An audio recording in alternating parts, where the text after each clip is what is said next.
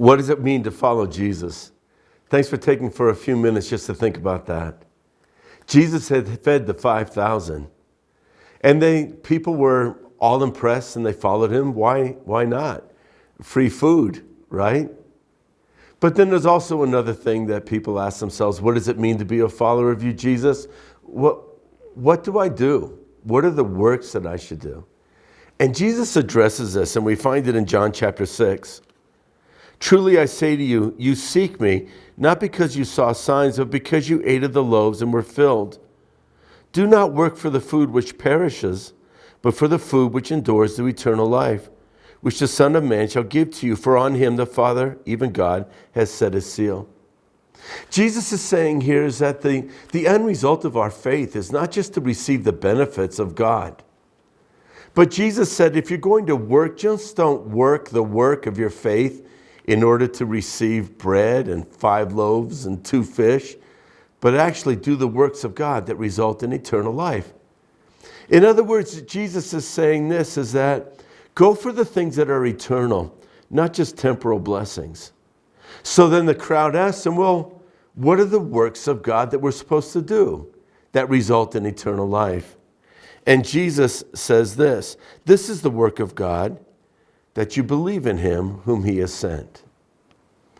Isn't that really amazing there that Jesus is saying, here's what it means to be a true follower of mine. Will you start believing me in everything? Will you be a man or woman that just trusts me all the time? You know, in that journey, we have to realize that we have to release the results to God. Oh no, we might say once in a while, I didn't see bread, or I didn't see the fish multiplied, or I didn't see my needs met. And Jesus says, that's not what it's about. See, those things, those are God's concerns. But when it comes to us, Jesus is saying, here's your job. Trust God.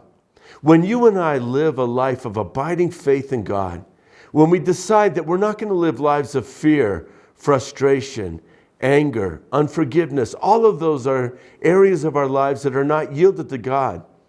Jesus says in those areas, learn to trust God. Every day, walk in faith. Because if you will walk in faith in this life, it will result in eternal blessings. I'll be the first one to tell you that I have not always seen the multiplied bread and the multiplied fish like I want to. But I learned a long time ago, I can leave that in God's hands, because I have found the joy of just saying, Lord, it's so worth it to trust you and so worth it to believe in you.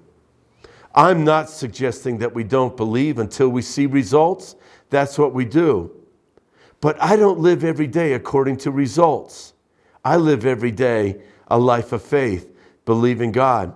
If at the end of today I didn't see my prayers answered, I still know that every area of faith and trust expressed to God will result in an eternal reward.